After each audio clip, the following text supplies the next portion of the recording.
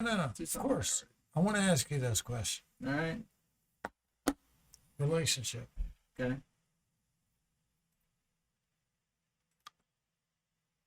What's the most important thing that a man looks for in a woman?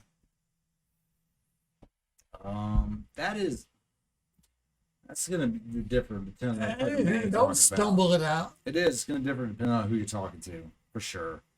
I'm Because all talking to men are you. different. I'm talking Me? to you. Well, what quality do I look for? What is the most, no, not what quality.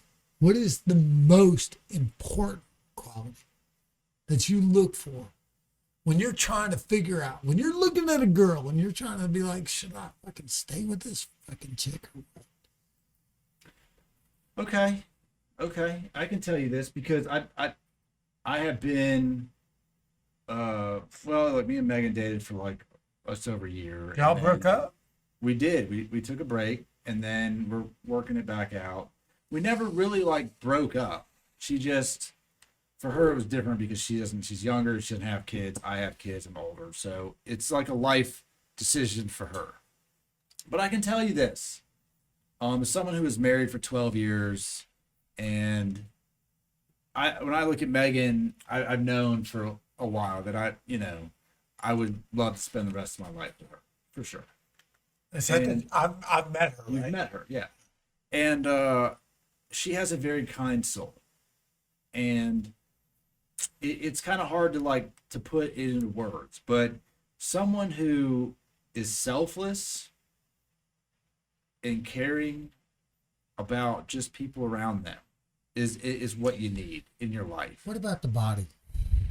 I mean, it's important to be attracted to the person for sure. Is But that, my problem with So someone who is overweight or I find them just not to live a healthy lifestyle, and I'm not. That's a put off for me. Like for me personally, it's like, all right, well you're, and I'm not talking someone who's like Megan. Look, you've met her. You probably didn't really pay much attention to her because she just popped in and out. But she is not an unfit person. She goes to the gym 7 days a week. She considers herself fat, which is crazy. She's not happy with it. She has bad body image issues. However, that is just a side effect of her growing up and the way that she was raised. But I will say this. When I see someone who is overweight and big and sloppy and doesn't want to take care of themselves, I don't want to spend time, like that's not the person I want around. I want someone who, they don't have to be some fitness model, but I don't want someone who's overweight. It's unhealthy lifestyle. For me, that's the way I look at it. Like, oh, well, I'd like to go do this activity. You couldn't make it. I want to No walk way. up a hill. I would like to. I would like to walk across the street. Something like that. You can't. Yeah. So, obviously physical attraction is important for most men. When I look at it, like I was always attracted to Megan, but what made me really want beyond attraction, like just physical attraction, is just the time we spent together. I just loved her as a person. And that's not something like I can be superficial for sure. Everyone can. We all have the ability to be superficial with people in our lives. Like, oh, well, she's hot or she's ugly or whatever. And that's fine. You don't have to date everybody. I think most people would say men meet women and they just want, the first thing that goes to mind is, would I fuck that person? It's like, first thought. Yes or no? If no, do I still want this person around my life? If yes, how long do I have to wait until option A appears? Now, I'll tell you this. When I got divorced, I didn't have a lot of friends. I had like 2 or 3 people that I talked to regularly in my life.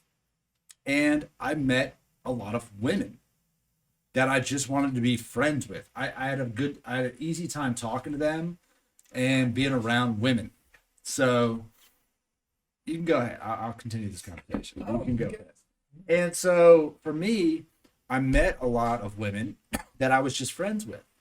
And it was easy to be friends with them knowing I had no expectation of anything else. Like that was my end game, was no expectation. I don't need this relationship to go to any sexual level. I just enjoy your company. I enjoy hanging out with you. I enjoy talking to you. and a lot of dudes are just dickheads. So I had some friends, and that's how it went. Now, I know from the other perspective, on the women's side of things, when they meet males and have guy friends, that option A is always number one on the table. Always number one on the table. Like, well, we can be friends until we're not friends anymore. And so when me and her took this break, and she just wanted to really think about our relationship, whether or not she wanted to commit to being with someone who was a little older than her, that already had kids, whether she would have kids or not, all this other things that came, a million things. Like, I'm not the person that she grew up thinking that she was going to be with. I'm the opposite of that person. However, she talked to she had a lot of friends on social media and stuff. People that they're not around. Let's be honest. They're not there every day in your life. They might send you a message or a photo or whatever, or you have some kind of banter back and forth. They know a little bit about your life, but they're just waiting for an opportunity. So when we, took this break that we took, they all of a sudden now it's an influx of, she's thinking, I need to just think about my life, whether or not I want to spend the rest of it with him. I need to think about that. And we still talk pretty much every day. I still saw her all the time. And so then it was all of these other people that showed up out of the woodwork that she talked to. Oh, I want to go out with you. I'm in love with you. I want to do this. So it was overwhelming. Now, those people to me were always there. They were just waiting in the wind. And so when you ask me what I look for in a person, in a relationship, I look for someone who is kind. I look for someone who accepts you for who you are. Someone you can be yourself around is very important. That's probably one of the most important things. It's someone that you can communicate with. You're going to go through ups and downs in your life, and you got to be there. You got to be their support. And as men, I will tell you this: we carry the burden of the earth. I always think of that like Atlas carrying the earth on his shoulders. That is most men. If you're a man in a relationship and you have a family, you have a kid, that is your life. That is every day you wake up with this thing on your shoulders. You carry it with you every day. And it's, it's work. It's this. It's your interaction with people. It's, all right, is everyone happy? Is everyone okay? Is, are you upset?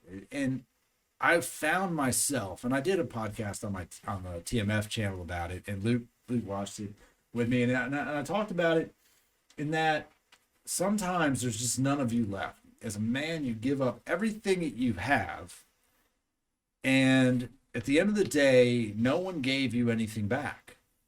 And that's just part of what we endure as men, I feel. And there are some women who give 100% of them to a man and get nothing in return. It does go both ways. But I do feel oftentimes the burden on the man to be the breadwinner and the caretaker and the person who supports the relationship, all that stuff is very immense. So it's tough. But when I look for someone, if I'm going to say I'm going to spend someone the rest of my life with someone, I want to be attracted to them for sure. Or at least see a potential for them to be their better self. Because honestly, look, no one's perfect. I'm not the best version of me, but I promise you this. I'm a better version if she's by my side. I want to be better for her. And I want to bring her up to a level that I want her to be at. And I want to reach also the standards that she has for her own life. Look, I'm not ADD in the least bit. I don't make plans for shit. The best plans I make is like, Marshall, what are you doing at 5:30? And it's 5:24 p.m. That's me making plans. She's planning out. I thought I was fired. Dude, she's picking a dress out for a 30-year birthday party 2 years from now. I'm like, what the fuck are we doing? I'm thinking about what I'm going to do maybe for dessert. At the end of the day, I don't think that far ahead. I live in a clean house, but it's definitely not her level of clean. It's filthy compared to her. So I want to elevate my life to be a little bit better for her. And I want her ambitions to be a little bit better because of me. I want to bring her to my level in some way. So I look for all kinds of things in a partner, but mostly they got to be kind and they got to be just a genuinely good person. I think you feel that from people. I do. And I'll tell you this. I didn't really talk. I haven't talked about it on the other podcast either. But when I got divorced, I met a woman that she was a stripper. Let's be honest. I met a stripper, and I didn't know her in any way. I'd never seen her before, and I honestly did not care that she was a stripper or that she was even naked. But when I saw her, I said to myself, I need to talk to her. I was walking out the door. I was down in a strip club because I just wanted to talk to a woman. I don't care if they're naked. They're just there, and they're there to give you some sort of company. And I was in a sad place, and I wanted to talk to somebody about what I was going through and what possibly a woman's perspective would have been. It sounds crazy, but it was easy. Strip clubs are not always a happy place. They're not, but there are sometimes they're full of people who are good at understanding people. But long story short, I saw this woman, and really, look, she was hot, no lie. But I saw her, and I just said, I need to talk to you for some reason. I don't know. And I went up to her and I said, hey, do you mind? You mind if I talk to you for a minute? And she was like, yeah, okay. And we sat down, and I just talked to her. And dude, I will not lie to you, man. I had a connection with this person that I could not explain. And she had a connection with me that she could not explain. And we became friends and a little more than friends eventually. But she became a very vital part of my life. And there was no reason behind it. It was just, I met you, and there's something about you that I just need to talk to you about life. And I've never had a connection like that with anybody else in my life. And I feel like she was there for a reason. She had just gotten to Atlanta like 4 days prior to me even being there. There's no reason I would even be in this place. It was a random decision. Two people came together, and we formed a bond that was, for me, was very emotionally intense. And it was wild. And she changed my viewpoint on a lot of things in my life, going through divorce and everything. And a person to talk to, and it was wild. I think there's somebody out there for everyone. And I knew at the end of it all, because my wife, she knew about her. I talked to her about this woman that I'd met.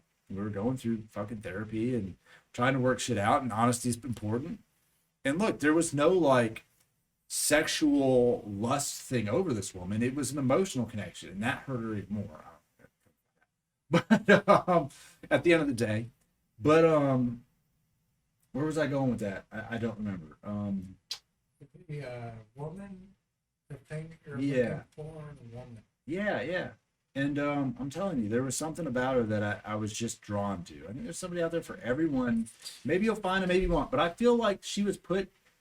I ran into her serendipitously in my life, at a point in my life when I just needed to know that on the other side of what I was going through is going to be okay.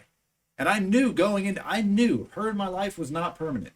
Like, this woman is going to come in here into a tornado that is my life. And she was the calm of the storm. And on the other side, she would not be there, but I would be okay. And I was right. One day she up and left. She was gone. But she's also in 100% 2020 reverse vision. If I never met her that day, you would not be sitting here right now.